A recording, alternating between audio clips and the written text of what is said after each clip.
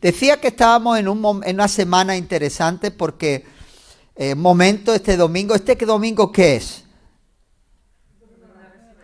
¿Domingo de qué? De el de Ramos ya pasó. El domingo de resurrección. Domingo de resurrección. Ok. Hemos estado toda la semana, pues el mundo en general recordando toda la semana de pasión de Jesús de Nazaret, Jesús el Cristo, ¿sí?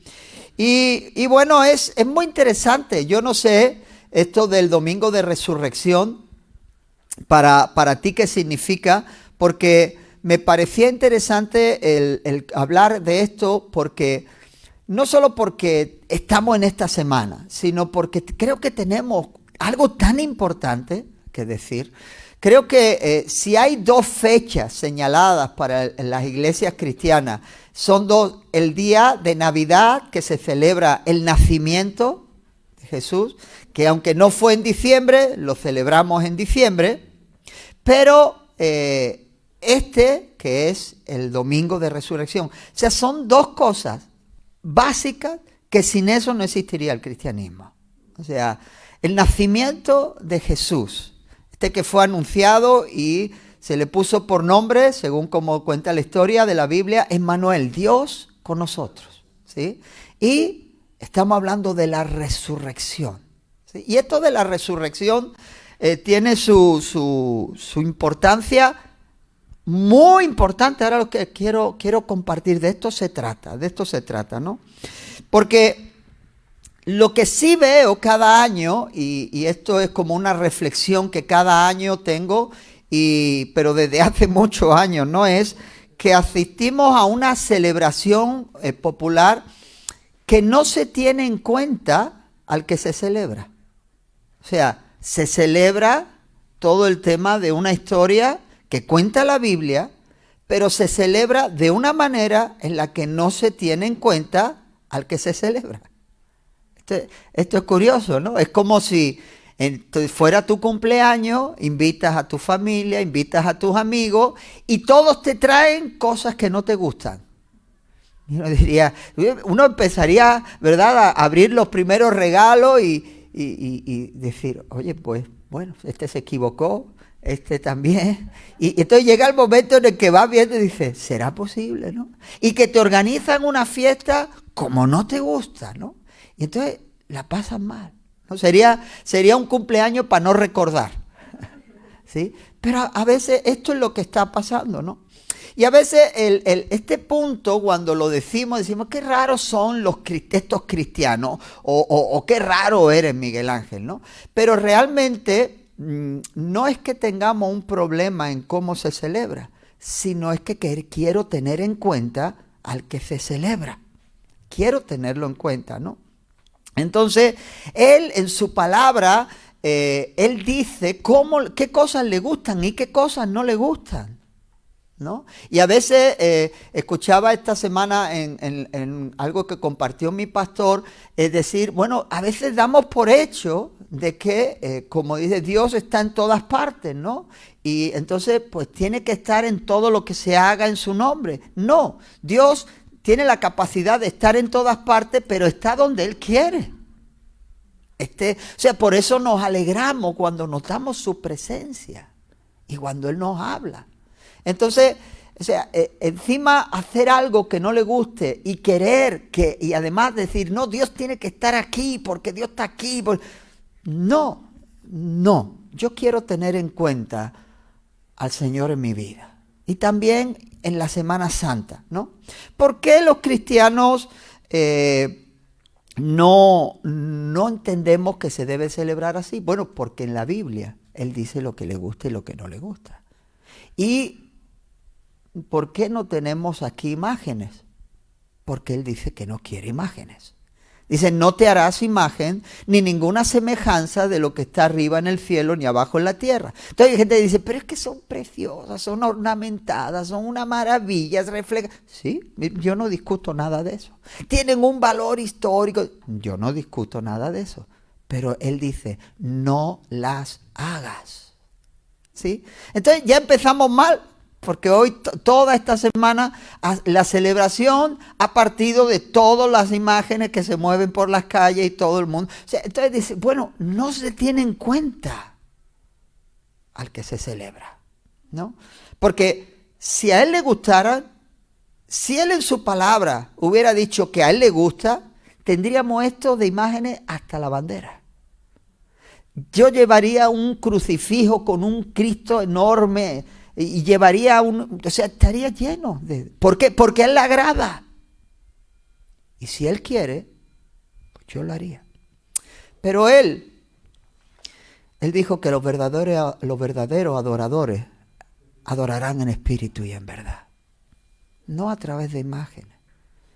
Porque él sabía que si las hacíamos, terminaríamos adorando y dando culto a lo creado y no al creador de todas las cosas, como dice Romanos capítulo 1. Y este es el tema, ¿no? Y sin embargo, fíjate, tampoco es que seamos como, simplemente estoy diciendo lo que dice la Biblia, lo que Dios dice, lo que a él le agrada. Ahora, la idolatría, como cristianos entendemos que no solo trata de las imágenes. La idolatría es mucho más extenso y mucho más antiguo. El hombre es dado a adorar lo que quiere adorar. ¿Por qué? Porque es mucho más fácil adorar a algo y darle digamos, atributos divinos, los que yo quiera. Y acudir a cosas que no son Dios. Y buscar refugio, y buscar fortaleza, y buscar en cosas que no son Dios. A veces el tema de la idolatría en imágenes solo refleja una parte de la que es la idolatría. Porque Dios es el que sigue estando interesado en nuestros corazones. Y Él se fija que dice que del corazón del hombre es de donde salen todas las cosas, ¿no? Por eso dice que sobre toda cosa guardada, guarda tu corazón porque de él mana la vida. Y ahí también a veces albergamos idolatría. ¿Idolatría qué? A veces le damos mucha importancia y buscamos que nos favorezca o que nos aferramos o hacemos ídolos en nuestros corazones y nos convertimos en alguien que adora las posesiones. Eso también es idolatría. Dice la Biblia que la avaricia es idolatría. O sea, no solo de las imágenes. Estamos hablando ya de la idolatría, no solo puede ser externa, puede ser interna. ¿Sí?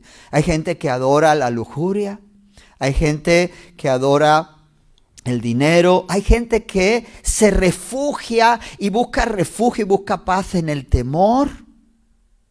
Eso también es idolatría, según la Biblia. ¿Sí?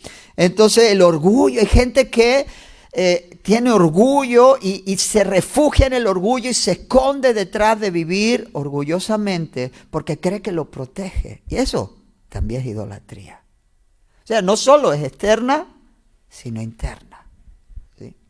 Cualquier cosa en la cual, en vez de buscar a Dios, busquemos seguridad, paz, confianza en otras cosas que no son Dios, es idolatría. Es idolatría. Pero, como digo, a veces el gran tema es tener o no tener en cuenta a Dios en nuestras vidas, en todo lo que hacemos. Además de eso, pensaba yo esta semana que normalmente, no solo he puesto el ejemplo del cumpleaños, pero tampoco normalmente, no está aquí José Antonio, que es el especialista en funerales y en tanatorios y esas cosas, pero tampoco solemos asistir al funeral de alguien que no conoces. O sea, lo que hace interesante asistir a un funeral es porque lo conocías al difunto, ¿no? O sea, y tú ves a la gente tocada, llegas, le das el pésame. ¿Por qué? Porque eras amigo, eras familiar de alguien que murió, ¿sí o no?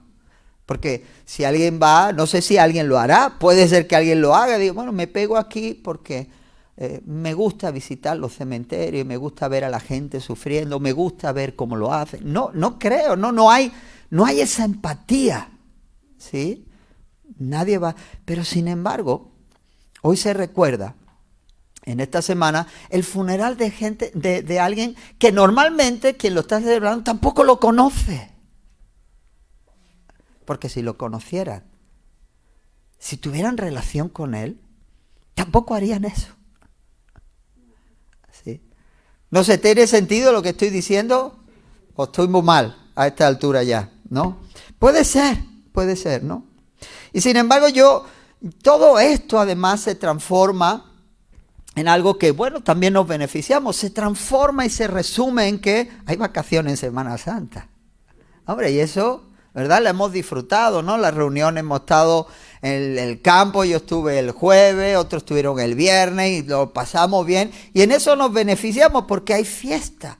O sea, se supone que lo que pasó era tan importante como para que se declare una fiesta a nivel prácticamente, ¿qué? Mundial. O en la mayoría de países, ¿no? Se hace fiesta porque es importante. Desde luego que es importante. Desde luego. Ya lo he dicho desde el principio. O sea, es de los acontecimientos más importantes que han pasado en la historia, ¿no? Yo veía a la gente, ¿no? Salíamos con la familia. En estos días estuvimos en Almuñécar, que por cierto está muy bonito, ¿no? El pueblo de Almuñécar. Y veía a la gente que recién todavía estaba ataviada de haber salido y haber llevado alguno de los tronos y tal. Luego en los bares de copa llenos ahí jugando y bebiendo. Bueno, o sea, está bien. O sea, se transforma en una fiesta. En algo que se resume como algo que, bueno, pues se hace. Pero es que tiene una importancia terrible y tremenda lo que hemos celebrado en esta semana. Siempre pasa esto, no sé, yo quiero hoy tocar un poco acerca de esto para que reflexionemos acerca de la importancia de este momento, de este día que hoy celebramos, que es el domingo de resurrección. De la resurrección de Jesucristo, ¿no?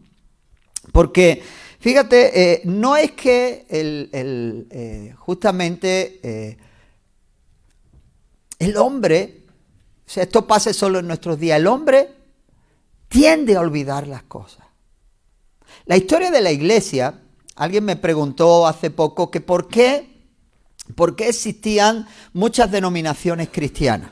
¿No? Hay muchas denominaciones cristianas y a decir cristiano a veces no es suficiente para entender por qué hay muchas denominaciones cristianas. Bueno, pues hay muchas denominaciones cristianas porque todo lo que vemos en la Biblia duró tal cual más o menos fielmente hasta el siglo III. Del siglo III hasta 1513.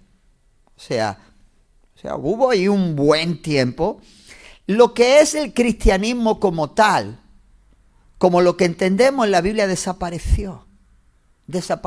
Se fusionó en el siglo III de una manera interesante. El cristianismo había sido tan fuerte desde su nacimiento que cambió el imperio más grande que había en aquella época, que era el Imperio Romano.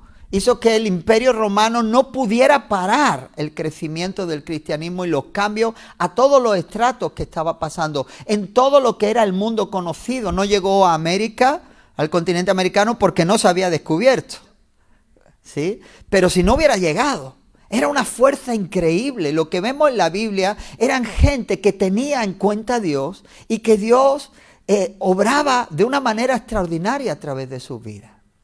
Sin embargo, a un emperador que era supersticioso se le ocurrió de que el cristianismo podría ser el que adoraba al verdadero Dios, y entonces declaró legal al cristianismo en aquella época, ya por el siglo III.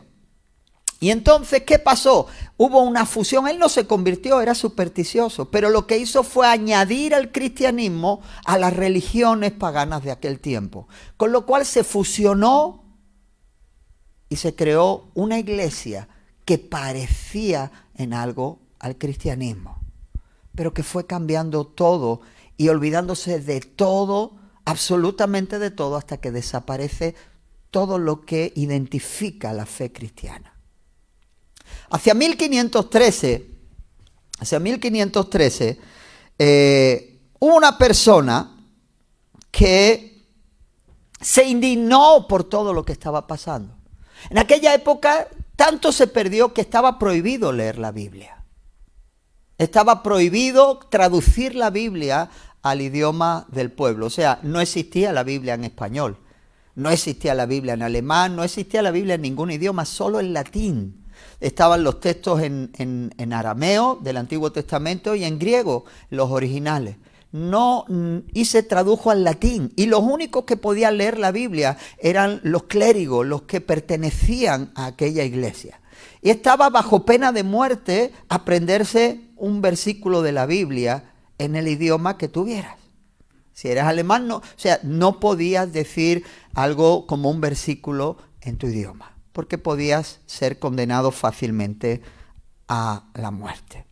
Pero hubo uno de los clérigos que allá sobre el 1513 se indignó tanto porque se habían desviado y olvidado tanto acerca de lo que decía la Escritura, que presentó sus famosas 95 protestas, ¿sí?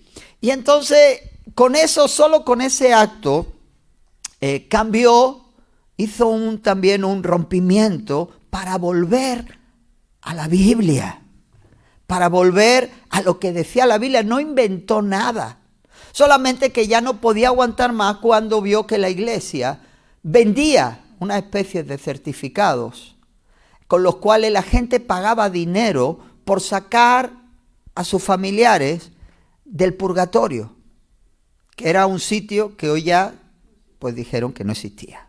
Pero en aquel tiempo se pagaba por sacar a la gente que había muerto de ese sitio donde se supone que sufrían, o tú podías pagar por no ir a ese sitio cuando muriera. O sea, eso ya lo indignó, porque eso ni aparece en la Biblia y era toda una manipulación para recaudar dinero para levantar catedrales. Y este hombre hizo sus 95 protestas en las cuales él llamaba a volver a la verdad de la Biblia, a la verdad de la Biblia. Y lo que hizo fue, tradujo por primera vez después de siglos la Biblia al idioma del pueblo. Por hacer eso tuvo que salir corriendo y esconderse. Fue perseguido, ¿sí? Pero hubo un rayo de verdad en aquella época que empezó a cambiarlo todo de nuevo. Empezó a traer algo fresco, real de parte de Dios. Y eso tiene un mérito increíble. En las iglesias en aquel tiempo se hablaba en latín. Ustedes imaginen que ustedes vienen aquí y yo empiezo a hablar en latín y todos cantamos en latín y Noelia cantando en latín y todo así. Oh. Qué bonito, qué bien. Pues debe de estar diciendo cosas buenas. Y no, o sea, nadie se enteraba de nada, ¿sí? Entonces él lo que hizo también fue ponerle a la música, ponerle letra que la gente podía entender. Y aquellos himnos que él cogió, incluso de himnos que con música de aquella época, le puso letras con valores cristianos, letras que hablaban de la verdad de la Biblia. Y eso fue una revolución. Cuentan que incluso había ciudades que cuando llegaban aquella gente a predicar de esta nueva verdad acerca de que en la Biblia estaba la verdad y que la salvación era por fe, y que o sea, las canciones que habían aprendido antes que ellos llegaran, la gente encontraba una relación con Jesucristo a través simplemente de la letra de las canciones. Una revolución por empezar a volverse a la verdad. Y yo quiero decirlo hoy porque el tema está en que parece que en estos tiempos hay que todo vale y que la verdad es lo que yo crea. No es así. No es así. La verdad es la verdad. Son cosas que se pueden probar. Son cosas que tienen una base. No es simplemente mi verdad o tu verdad. Los cristianos no creemos en mi verdad y en quién sabe qué. Creemos que la palabra de Dios es verdad, que Jesucristo es la verdad, que Él es el camino, la verdad y la vida. Y nadie tiene relación con Dios sino a través de Él. No porque yo lo diga o porque quede bonito la frase, sino porque Él la dijo. Y Él dijo muchas cosas e hizo muchas cosas que creemos realmente. En eso está basada nuestra fe. Queremos tener en cuenta a Dios. Y hoy es un día increíble. Hoy es el día que celebramos algo que cambió. Yo me levantaba esta mañana y decía, ¿cómo sería esta mañana hace 2000 años?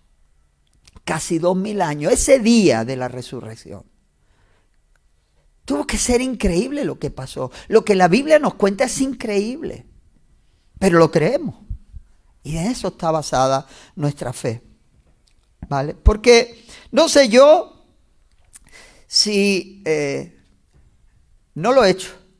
A lo mismo algún día lo hago. Quizás me partan la cara, pero algún día lo haré. O sea, acercarme a alguien en la procesión, en una celebración y decirle, ¿pero tú crees realmente que Él resucitó? O sea, ¿tú crees que resucitó? ¿De verdad crees que resucitó? O sea, ¿tú crees que alguien, luego de 3 días en la tumba, luego de todo lo que le hicieron, luego de todo lo que pasó en la cruz, luego que lo hicieron polvo, que le clavaron una lanza, resucitó? ¿Tú crees que alguien resucita? Porque es una pregunta. Porque estamos celebrando eso. Es decir, ¿realmente resucitó? ¿Tenemos algo de peso para creer eso?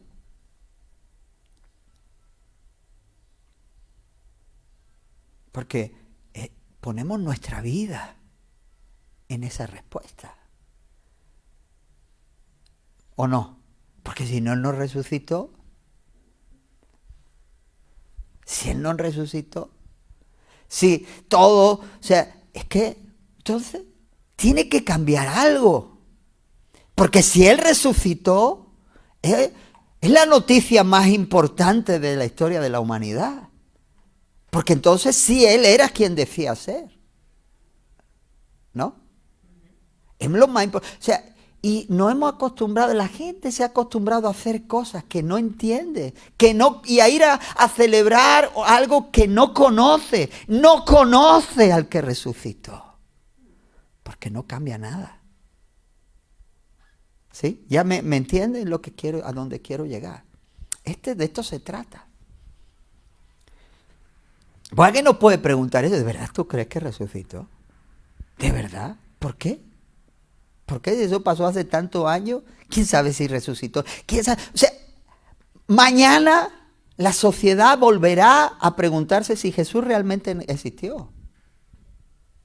Lo escuchamos en las noticias y en los debates. Hay gente, ahora está muy de moda cuando de pronto alguien famoso le dice, oye, ¿tú crees en Dios? Y dice, yo sí creo en Dios. ¿De verdad crees en Dios?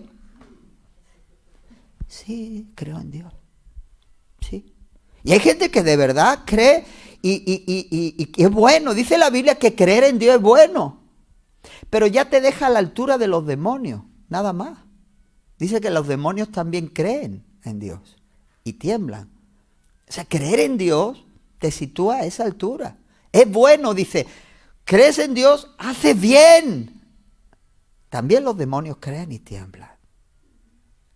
Entonces, el sumum, así como el tope es decir, yo creo en Dios. No, yo no solo creo en Dios, yo le tengo en cuenta. Y yo creo que Él nació, se hizo hombre y resucitó.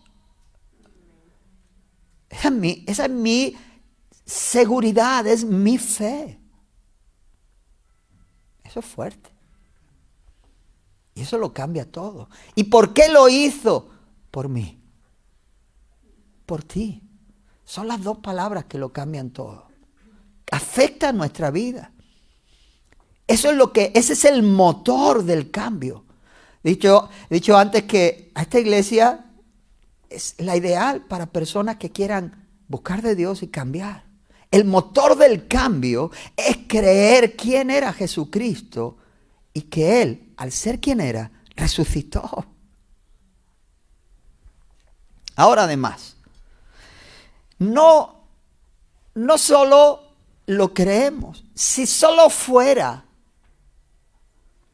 un mensaje de fe, de decir, bueno, es mi convicción, mi fe, como la gente lo pone, oye, yo creo que esta mesa es Dios. Y la gente, sí, claro. No, yo no creo que esta mesa sea Dios. Eso no es verdad. Pero parece que hoy todo se acepta como, da igual sea verdad o no. No, mi fe no está basada simplemente en un concepto, mi fe está basada en la verdad. La fe del cristiano está basada en la verdad. ¿Por qué? 1, tiene que haber evidencias históricas de que alguien que está afectando y del que estamos hablando hoy y que se celebra y que se recuerda y afectó tanto a la historia que la dividió en dos desde antes de Cristo y después de Cristo, tiene que haber evidencias. Ya vamos a decir, no solo en la Biblia, que ya es un tema, fuera de la Biblia. O sea, si afectó a alguien, los historiadores de aquel tiempo tenían que haber dicho algo. Lo dijeron. No estamos locos. El mejor historiador de aquella época era un tal Flavio Josefo, que justamente al ser judío, un judío romanizado, no tenía muchas ganas de decir nada acerca de Jesús, porque los judíos fueron los que llevaron, en aquella época, aquella religión judía, fueron los que llevaron a la cruz a Jesús. Eso cuenta la Biblia. Entonces, un historiador judío tampoco quería decir mucho de Jesús. Sin embargo, este hombre, que era muy reconocido en aquel tiempo, en un libro conocido como Testimonio Flavianum, de su libro Antigüedades Judías, hace una referencia a Jesús y dice esto: en aquel tiempo apareció Jesús, un hombre sabio. Así lo describe este hombre, y entre paréntesis que dice que fue añadido, dice, si es lícito llamarlo hombre, dice, porque fue autor de hechos asombrosos, maestro de gente que recibe con gusto la verdad, y atrajo a muchos judíos y a muchos de origen griego. Y dice, él era el Mesías. Y cuando Pilato, a causa de una acusación hecha por los principales de entre nosotros, lo condenó a la cruz, los que antes le habían amado no dejaron de hacerlo, porque él se les apareció al tercer día de nuevo vivo. Los profetas habían anunciado este y 1000 otros hechos maravillosos acerca de él, y hasta este mismo día la tribu, lo llama así, de los cristianos, llamados así a causa de él, no ha desaparecido. Este es el testimonio del cronista de aquella época más importante, fuera de la Biblia. Jesús, las evidencias y el mensaje de que Jesús existió son irrefutables a muchos niveles. A muchos niveles. Si no, pues ya simplemente se hubiera demostrado que Él no existió. Pero es tan innegable lo que hizo Él en su vida, lo que cuenta la Biblia, y tan innegable todas las pruebas documentales, que hay más pruebas documentales para creer lo que nosotros creemos que para creer cualquier parte de la historia antigua de la humanidad. O sea, nuestra fe no está basada simplemente en que lo decimos creer y ya, sino en las evidencias históricas, documentales y arqueológicas. Él existió, vino e hizo lo que dice la Biblia que hizo. Y por eso estamos aquí. El Evangelio de Mateo, los 4 evangelios narran la vida de Jesús. El Evangelio de Mateo dice que era del linaje del rey David. Este Mateo era alguien judío. Para él era muy importante demostrar que las profecías que hablaban de él decían que vendría del linaje de David. Jesús vino del linaje de David.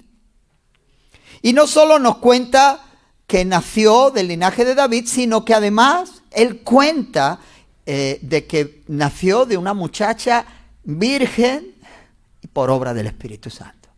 O sea, desde sus inicios la historia de Jesús es asombrosa. Sin embargo, el evangelista Mateo habla de que él era el Dios del Antiguo Testamento, que dice: en el principio Dios dijo, hágase la luz. En Juan él dice: en el principio era la palabra estaba con Dios y la palabra era Dios. Todas las cosas fueron hechas por él. Y ese vino al mundo. O sea, los que lo conocieron no podían describir. Es más, Juan dice: lo que hemos visto, lo que hemos oído, lo que hemos palpado tocante al verbo de vida. No, o sea, no eran gente que estaba contando algo que simplemente alguien les contó de una fábula. Eran testigos de primera mano y concuerdan en su historia. No se puede hablar de Jesús. Yo cuando escucho a la gente hablar de Jesús, de quién era Jesús, y hablan acerca de que era un hombre con una idea revolucionaria, para decir eso, no sé de dónde se afirman, porque la única quien explica que era Jesús era en los evangelios y en lo que acabamos de leer del cronista de Flavio Josefo. Y habla de que no era un hombre normal, sino que era alguien que decía algo tremendo, decía que era Dios. Decía que era Dios. Jesús dijo cosas muy asombrosas. Decía Juan capítulo 10 versos 17 y 18. Dice: por eso me ama el Padre, porque yo pongo mi vida para volverla a tomar. Nadie me la quita, sino que yo de mí mismo la pongo. Tengo poder para ponerla y tengo poder para volverla a tomar. Este mandamiento recibí de mi Padre. O sea, Jesús fue alguien que anunció su muerte. Y anunció no solo su muerte, sino su propia resurrección. ¿Sí? ¿Está bien? ¿Está bien hasta aquí? Dice, Jesús hizo cosas asombrosas, y yo no me quiero meter mucho en esto porque quiero entrar en la parte de la resurrección. Pero Jesús mismo fue alguien que incluso cuando lo estaban crucificando, o sea, no solo dijo: Padre, perdónalos porque no saben lo que hacen. Igual que hoy hay tanta gente diciendo cosas y haciendo cosas en su nombre que ni saben lo que hacen. Pero en la cruz, a uno que se suponía que estaba allí por todo lo que había hecho, cuando dijo: Señor, acuérdate de mí cuando venga en tu reino. Te digo que hoy estarás conmigo en el paraíso. Esa fue la respuesta de Jesús. Jesús no es que se creía quién era quien decía ser. Era quien decía ser. Entonces, en Jesús, literalmente, hay 350 profecías en el Antiguo Testamento escritas 400 años antes. O sea, no hay trampa ni cartón que hablan acerca de él. Y que la cumplieron. Hubo 32 profecías que cumplió exactamente Jesús en su vida. Hasta cuando murió, en la forma en que murió, cuando antes de morir, él te dijo: tengo sed. Estaba profetizado y dice el evangelista: y esto lo hizo para que se cumpliera la palabra 400 años antes. No hay ningún libro como la Biblia que traiga profecía. El Corán no trae ni una profecía. El libro del Mormón no trae ninguna profecía. La Biblia no solo cuenta la historia, sino profetiza cientos de años antes lo que va a pasar y sucede. Es un libro inspirado por Dios.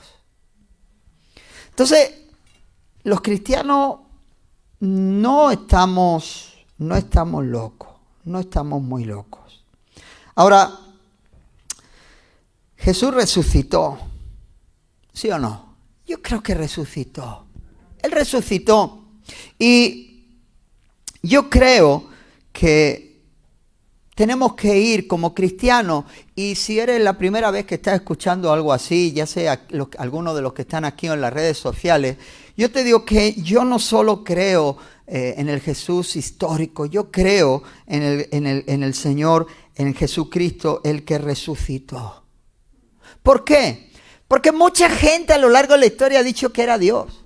Faraones decían que eran Dios. ¿No? Decían, lo vemos en las películas estas de, es el Dios, el faraón, ¿no? Y entonces hacía que muchos de sus séquitos muriesen con él y le prepararan cosas porque él iba a no sé dónde, ¿no? Siguen en sus tumbas. Siguen en sus tumbas. De hecho, en el Imperio Romano los césares tenían atributos, se atribuían, o sea, al César había que adorarle en el Imperio Romano. Una de las cosas por las cuales persiguieron a los cristianos en aquella época era porque no querían adorar al César como Dios. Entonces, Jesús es el único que dijo que era Dios y su tumba está vacía. Y su tumba está vacía. Él resucitó. Es tremendo. Ahora, fíjate lo que dice el apóstol Pablo en 1 Corintios capítulo 15, versos del 12 al 20. Dice, ahora bien, y esto lo dice el apóstol Pablo, si se predica que Cristo ha sido levantado de entre los muertos, ¿cómo dicen algunos de ustedes que no hay resurrección? O sea, ya en aquella época, alguno le diría a otro, oye, ¿pero tú crees que alguien va a resucitar? O sea, imagínate, o sea, por eso digo, me gustaría preguntarle a alguno de los que están celebrando, ¿pero tú crees que de verdad resucitó? Pues ya había gente diciendo esto. Entonces dice, si no hay resurrección, entonces ni siquiera Cristo ha resucitado. Y si Cristo no ha resucitado, nuestra predicación no sirve para nada. O sea, fijaros si es importante la resurrección. Dice, como tampoco la fe de ustedes. Aún más, resultaríamos falsos testigos de Dios por haber testificado que Dios resucitó a Cristo, lo cual no habría sucedido si en verdad los muertos no resucitan. Porque si los muertos no resucitan, tampoco Cristo ha resucitado. Y si Cristo no ha resucitado, la fe de ustedes es ilusoria y todavía están en sus pecados. En este caso, también están perdidos los que murieron en Cristo. Si la esperanza que tenemos en Cristo fuera solo para esta vida, seríamos los más desdichados de todos los mortales. Lo cierto es que Cristo ha sido levantado entre los muertos como primicias de los que murieron. O sea, este tema, Pablo lo afronta de frente. La vida de Pablo es testimonio de la resurrección de Jesucristo. Pablo era un sinvergüenza y alguien violento. Se dijo sinvergüenza por decirle algo suave. O sea, los cristianos primero le tuvieron miedo porque se dedicaba a torturar, a perseguir, a meter en la cárcel, a torturarlos y a hacerlos que blasfemaran. Lo único que paró a Pablo fue tener un encuentro con el Jesucristo resucitado. Solo eso. O sea, uno de los demostraciones históricas de que Jesucristo resucitó es el cambio en la vida de Pablo. Él venía de una familia bien conocida. ¿Por qué cambió Pablo? Él lo dice porque en el camino, yendo a perseguir cristianos, me encontré con él. Y eso cambió su vida. Y entonces cuando él empezó a predicar a Jesucristo, los cristianos decían, oye, este que antes nos perseguía ahora predica a Cristo. No, o sea, le huían.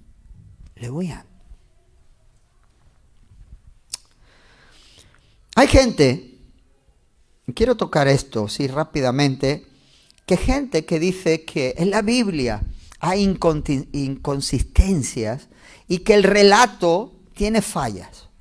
El relato de la propia resurrección. Y tiene esta falla. En Mateo, el día de la resurrección, día como este dice que pasado el día de reposo, al amanecer del primer día de la semana, vinieron María Magdalena y la otra María a ver el sepulcro. Y hubo un gran terremoto porque el ángel del Señor, descendiendo del cielo y llegando, removió la piedra y se sentó sobre ella. Su aspecto era como un relámpago y su vestido blanco como la nieve. Y de miedo de él los guardas temblaron y se quedaron como muertos. Mas el ángel respondiendo dijo a las mujeres: no temáis vosotras, porque yo sé que busquéis a Jesús, el que fue crucificado. No está aquí, pues ha resucitado. Entonces, dice: id pronto y decía a sus discípulos que ha resucitado de los muertos, aquí va delante de vosotros a Galilea y allí lo veréis, etcétera, etcétera, ¿no? Eso cuenta Mateo, el primer evangelio. Dice que fueron, ¿quiénes? Fueron unas mujeres. Fueron María Magdalena y la otra María. ¿Sí? Marcos 16:1, segundo evangelio. Cuando pasó el día del reposo, María Magdalena, María la madre de Jacobo y Salomé, aquí hay 3, compraron especias aromáticas para ir a ungirle. Lucas, tercer evangelio. Dice que y las mujeres que habían venido con él desde Galilea siguieron también y vieron el sepulcro y cómo fue puesto su cuerpo, y vueltas prepararon especia aromática y ungüento y descansaron el día de reposo conforme al mandamiento. Y el primer día de la semana, muy de mañana, vinieron al sepulcro trayendo las especias aromáticas que habían preparado y algunas otras mujeres con ellas. Aquí no las nombra, dice que fueron mujeres. Juan. El primer día de la semana, María Magdalena fue de mañana, siendo aún oscuro, al sepulcro y vio quitada la piedra del sepulcro. Entonces corrió y fue a Simón Pedro y al otro discípulo, aquel a que alcamaba a Jesús, y les dijo: se han llevado del sepulcro al Señor y no sabemos dónde lo han puesto. Y salieron Pedro y el otro discípulo y fueron al sepulcro. Corrían los dos juntos, pero el otro discípulo corrió más aprisa que Pedro y llegó primero al sepulcro, ¿no? De aquí hay un chiste malo que dice que Pedro llegó segundo porque solo tiene 2 epístolas, primera y segunda, y Juan tiene primera, segunda y tercera, y por eso llegó más antes. En fin, pero fíjate que en los evangelios, ahí dice, ¿ves? No hay mujeres, 2, 1, 3. De hecho, los evangelios fueron escritos entre 30 y 50 y 70 años después de los hechos. Cosa que en la historia, cuando se habla más de 2000 años, es antes de ayer. De hecho, vuelvo a decir, tiene mucho más cercanía a la historia que la mayoría de historias y de libros antiguos de historia del mundo que tenemos. Pero aún así hay esta diferencia. Y es más, en aquella época los que escribieron dirigidos por el Espíritu Santo no quisieron obviar de que los primeros que fueron al sepulcro y lo encontraron vacío fueron mujeres. En aquella época el testimonio de las mujeres no tenía valía. Sin embargo, la Biblia no quiere dejar el detalle. Y cuando ellos investigan los hechos, algunos que investigan como Marcos, que se dice que era el discípulo de Pedro y que él escribió Marcos escuchando todas aquellas historias que Pedro le contó de que había pasado, pues pusieron ahí lo que esas mujeres habían ido por primera vez. Y se jugaban mucho porque ellas fueran las primeras testigos. O sea que incluso podía pensarse de que le quitaba credibilidad a la historia. Sin embargo, ellos fueron sinceros. Fueron ellas las que primero fueron. Y no tiene ninguna importancia que hubiera decir, bueno, fueron mujeres, fue una mujer, fueron 3 mujeres. ¿Por qué? Porque lo importante es que estaba la tumba vacía y resucitó. No el hecho de qué mujer o qué mujeres fueron. O sea, esto es lo que dice aquellos que dicen, no, la Biblia en el relato se equivoca. No se equivoca. Simplemente estaban gente, o sea, Marco escribió de lo que le contó Pedro. Lucas recopiló la información para que los cristianos, y hoy tenemos la Biblia, para que los cristianos de aquella época tuvieran la historia escrita. Y la escribieron porque sabían la importancia de que no se perdiera la historia. ¿Sí? Y sin embargo, Mateo y Juan escribieron de primera mano. Por eso da esos detalles. Dice, yo llegué antes. Y vimos el tema. La historia coincide totalmente. Igual que cuando aquí pasa algo, llega la policía y pregunta a varios testigos y cada uno lo ve desde su perspectiva y lo cuenta. Pero la historia es de lo que pasó. Y si todos coinciden, la historia pasó. Y de eso trata la Biblia. Su tumba estaba vacía. ¿Está bien? Bueno, interesante por si os preguntan por vuestra fe, por vuestra convicción. Ahora, hay un elemento todavía más fuerte que escribe Pablo. Fíjate, Pablo lo escribe y es algo interesante porque lo que dice la palabra es que él pone algo que le enseñaron. Fíjate. Vamos a leerlo en Primera de Corintios.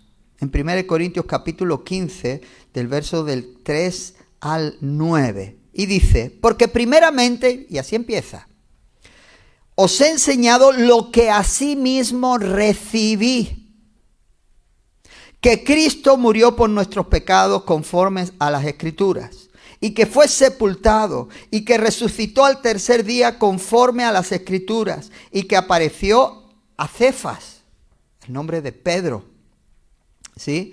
Que le puso Jesús Pedro, y ahora te llamas Cefas, ahora te llamarás Pedro. Y después a los 12.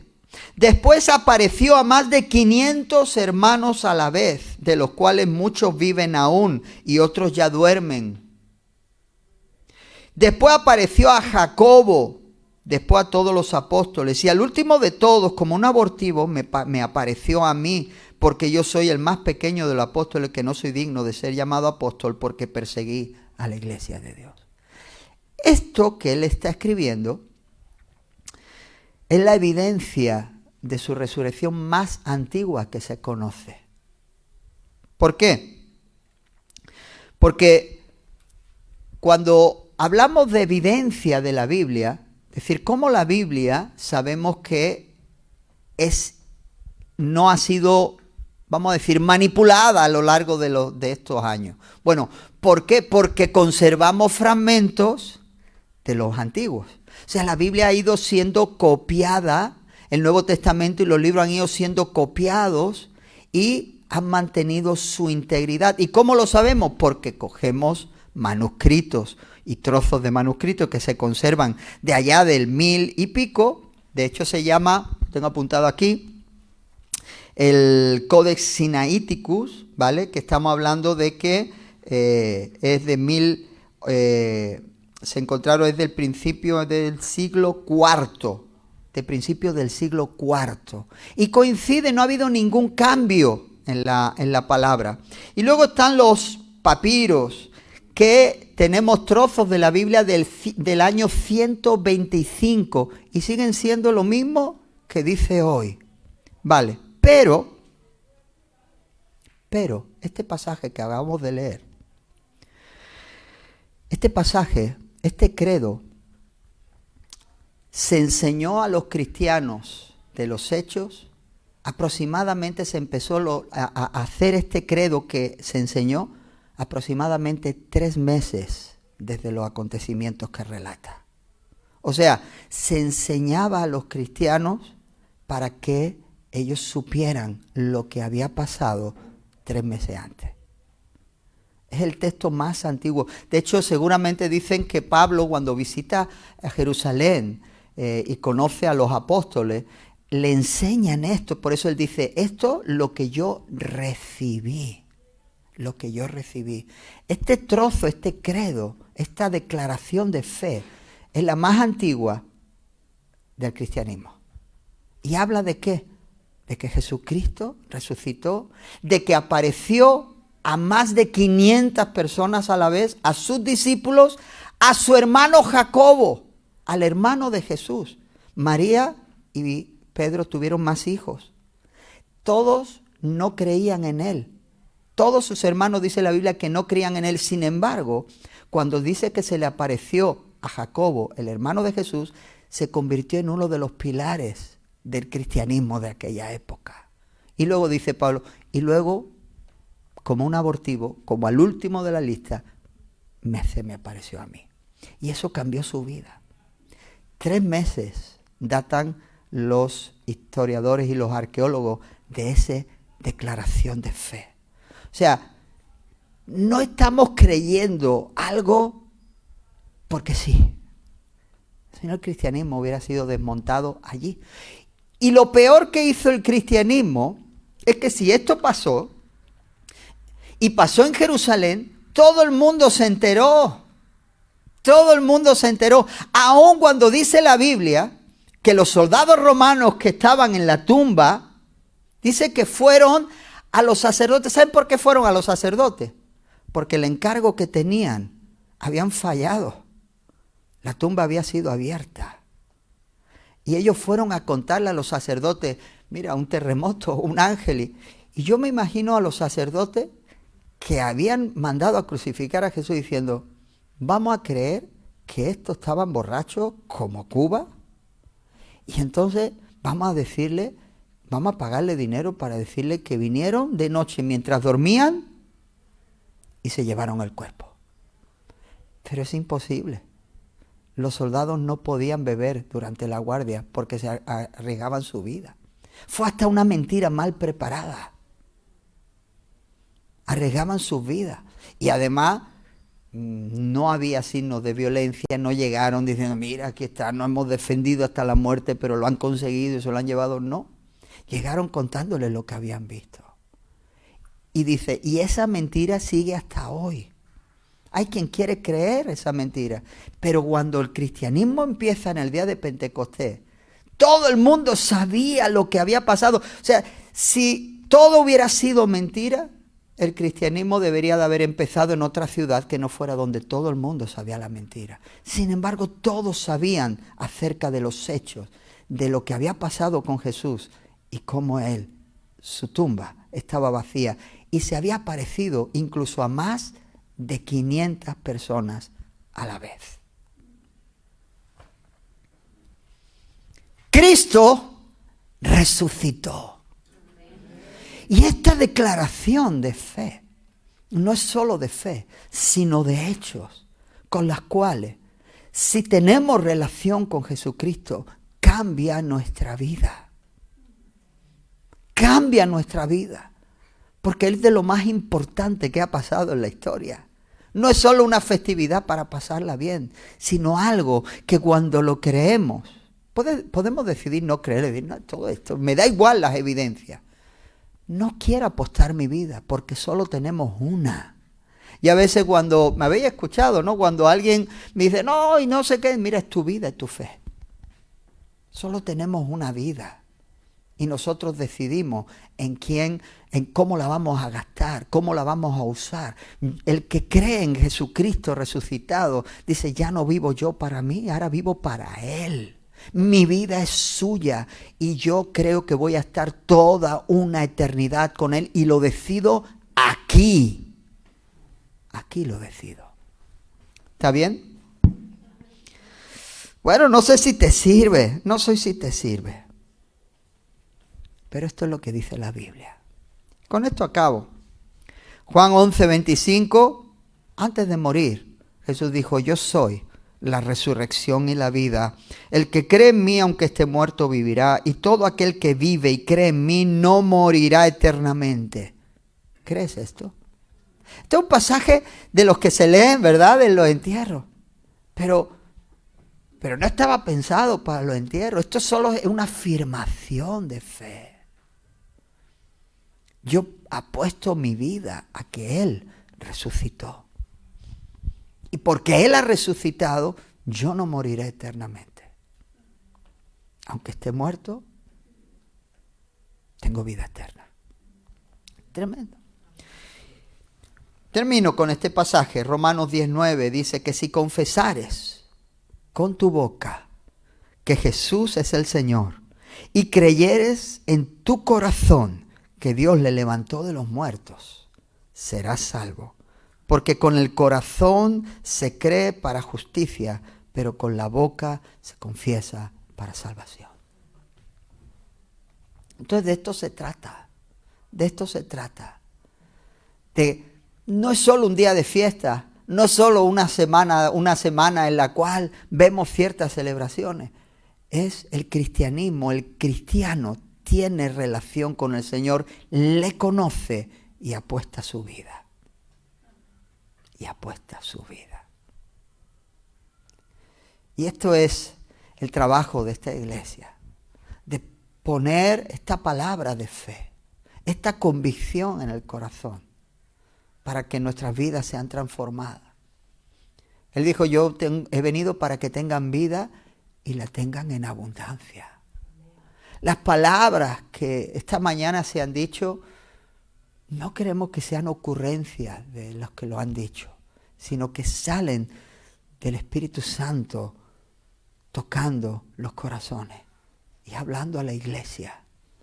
Porque la palabra de Dios es verdad. No hay libro más comprobado en su autenticidad que la palabra de Dios, la Biblia. No hay ninguno en la historia. Ninguno. Nuestra fe no es vana. Él ha resucitado. Francis, ¿puedes acompañarme un momento? Vamos a orar. Yo quiero invitar también a los que están ahí en las redes sociales que oren, que se unan conmigo, y a los que estamos aquí, para terminar este día agradeciéndole al Señor lo que Él hizo. Fue tremendo, no fue fácil, no fue fácil. La historia lo cuenta, no fue fácil. Dice que literalmente él llegó a estar en un shock, tanta tensión, que dice que por sabiendo todo lo que iba a hacer y por todo lo que iba a pasar, dice que sudó sangre.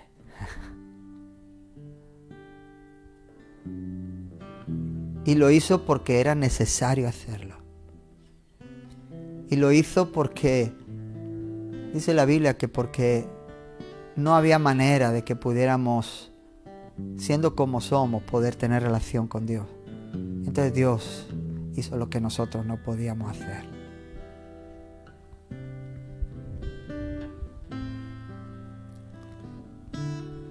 Cierra tus ojos, por favor. Bendito Dios, Señor, en esta hora, Padre, te agradezco, Señor, te agradecemos de una manera, Padre, que faltan palabras. Decir, Señor, lo que tú hiciste, Señor, lo que tú hiciste. No hay escritura, no hay palabra, no hay película, Padre, que pueda mostrar la grandiosidad de lo que tú hiciste, Señor. Tu muerte y tu resurrección ha afectado nuestras vidas.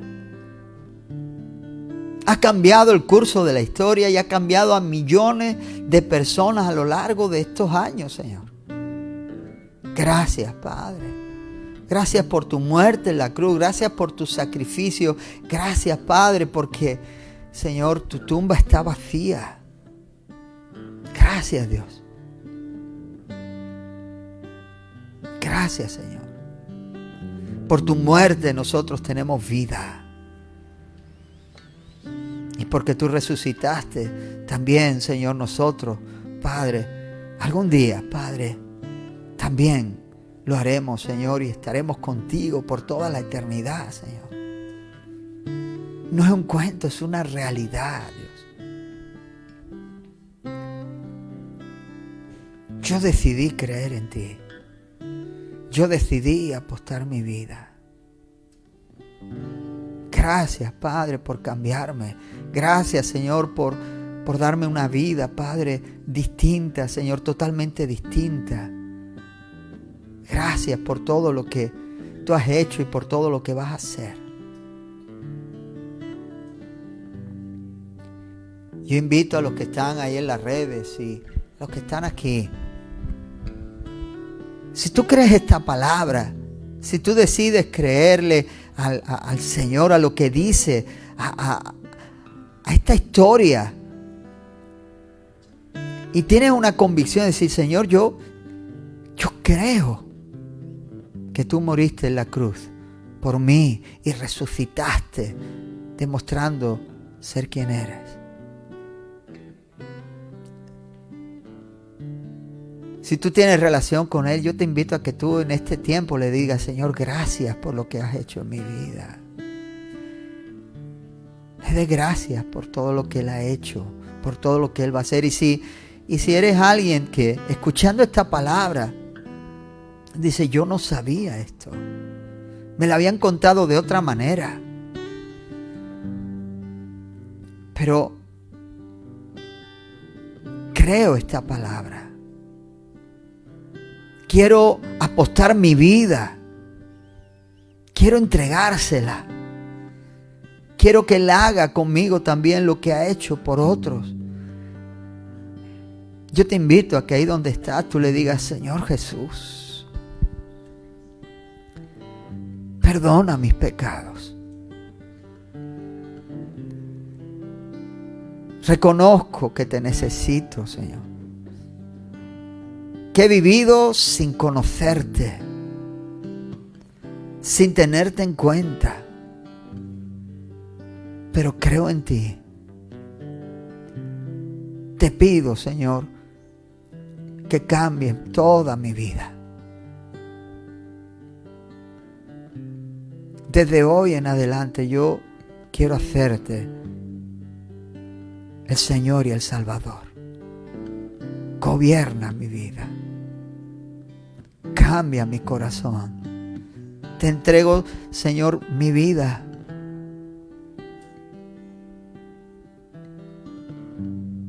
Y te lo pido en el nombre de Jesús. Amén.